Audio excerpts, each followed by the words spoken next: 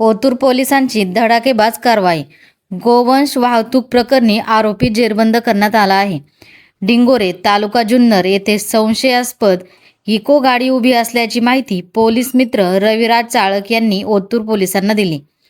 पोलिसांनी तात्काळ कारवाई करत गाडीची तपासणी केली असता 650 किलो गोवंशाचे मांस आढळून आले.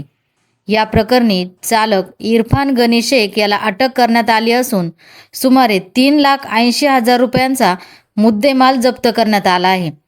पोलीस मित्र रविराज चाळक यांच्या सतर्कतेमुळे ही कारवाई यशस्वी ठरली. महाराष्ट्रामध्ये गोमांसांवर बंदी असताना तब्बल 650 किलो गोमांसांची तस्करी करण्यात आली असल्याने आता यावर काय कठोर कारवाई केली जाणार आहे हे आपण पाहूयात. ग्रामीण कट्टा चॅनलसाठी संपादक भरत मोरे, ओतूर.